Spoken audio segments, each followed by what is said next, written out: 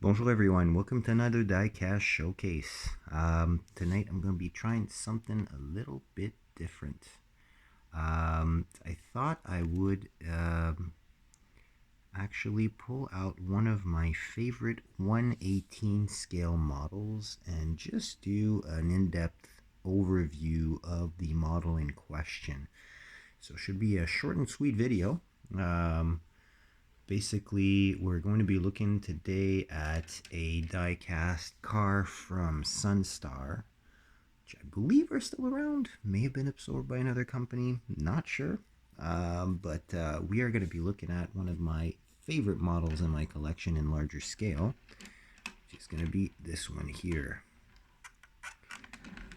Gotta get used to this larger scale stuff because it takes up way more room, but it is a TVR Tuscan S, and this would be Mark II, the facelift version of the model in question. So, without further ado, let's start with the basics. So, obviously, color-wise, you can see it's a nice gunmetal gray, nice metallic paint, matching color for the wheels, which is a nice touch. Obviously, we're talking about a British vehicle out of Blackpool. Basically, it's got in-house homemade inline 6 engine, which you're going to see a little bit more in detail as we delve into the features of this model. Whatever, I'll pull a Doug DeMuro, the quirks and features of this model, because there are a couple quirks, that's for sure, compared to what you'd expect. So, let's do like a just check out basically what it looks like from the front. So styling is very unique. Some of you may remember this car from the movie Swordfish with what's his name again? John Travolta. There was actually a Mark I TVR Tuscan. They used to be referred to as the TVR Tuscan Speed 6 for the Mark I versions, to actually introduce that in-house, built in-house power plant. Whereas before they used to use Ford V8s. So that's the front end for you. Switch it over to the rear. Pretty heavy model, to be honest with you. Die cast, not resin. Bunch of opening features. Here's your rear end. The rear end is probably the easiest way to spot the difference between a Mark I and a Mark II. As you can see that these lights in the back here are lensed in the sense, well, of course they're lensed because it's a 1/18 scale model, but more in the sense that these little lights that you can see, these round lights on the Mark I, they were positioned lower and they were made more like how you see the front lights. So just little spots here indented into the body, which obviously led to horribly non-visible lights when braking, and obviously, not the safest thing. One little quirk here that I really like, TVR did use parts from a whole bunch of other cars, basically, and these little mufflers, as you can see, have a carbon fiber finish.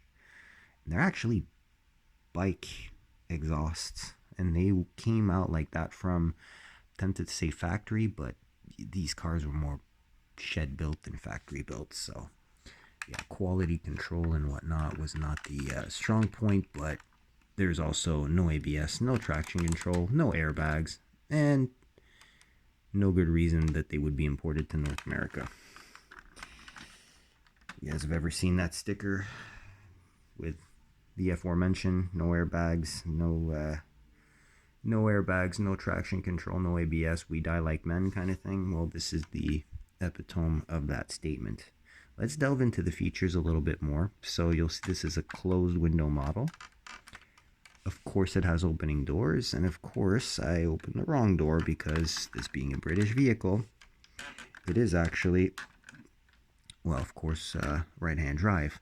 However, one of the really cool features of this car is that this floor here is all carpeted. You've got the two-tone seats as well that you can see.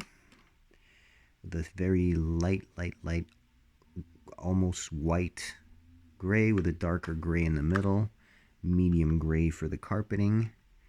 You can probably see in there the shifter handbrake assembly. We'll actually switch over to the other side so we can look at that in a little bit more detail. Not the easiest doors to open, and you can probably notice here you have the little seat belt on the side. Yeah, there's your dashboard.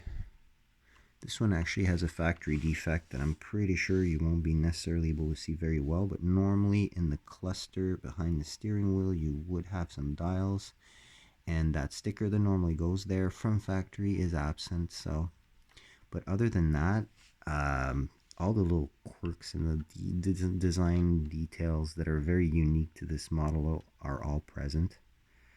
You know, you gotta love 118s for the detail that goes into these cars. There's so much stuff to see. I mean, you've even got the aluminum look pedals on the floor there.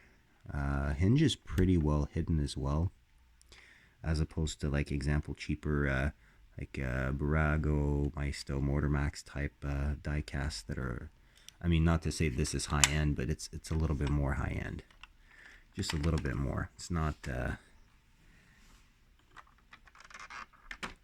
I mean, if we compare it to comparison to one of the competitors at times, not Auto Art, but you know, it's definitely a step above the Maisto Premiers and Limited and all those lines basically that are available at your local Costco. Yeah, so you've got a little antenna on the back here that's a separate piece and is quite fragile. And let's delve into the opening features. First and foremost, this car does have a target top. I'll put here for now, which is very cool. It'll give you a really good view of the cockpit at that point. Here's your cockpit view right there. And when we're talking about quirky designs, basically, I'd probably suggest you go check out real pictures of this car to really get a vibe of how weird the interior looks. You can see it a little bit there, that it's not your what you normally see as a layout, but yeah, very quirky car. Next up, or actually this would probably be the last part of the video, is going to be showing you how to expose this Speed 6 inline 6 engine. We have the first part of the hood that opens like this to reveal your radiator fans, like so, as well as miscellaneous, you know, orifices to check on fluid levels and top up if necessary. Major part of the hood is in one piece. If you grab the corner here and the corner here, on the 1-for-1 car, this would be a two-man job. This is going to be a two-hand job in this case. That big hood there. And there's your Speed 6 engine in all its glory. Let you peruse on that a little bit.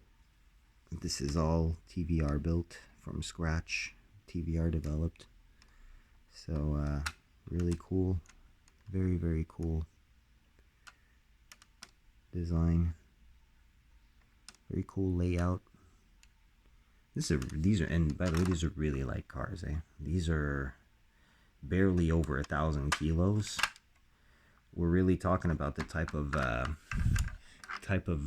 weight basically that you would see in an early Lotus Esprit. If I were to compare it to another of its British contemporaries. There we go. And yeah, it's always been a car that I've really liked. First because of Swordfish, and then because of the first Gran Turismo, where the prototype of this car was, and then in later iterations of Gran Turismo, then you'd get the other ones, plus watching Top Gear at that point also. But yeah, all in all, Oh, and of course it's got steerable wheels. That is the last feature I'll show you, I guess, at this point. But you can actually steer the wheels using the steering wheel, which is always very cool on these 1/18 scale models. So that'll pretty much do it for the review of this 1/18 scale TVR Tuscan S Mark II by SunStar. Hopefully you enjoyed this model and all its little intricate details. Last note, this is actually lensed. Awesome stuff.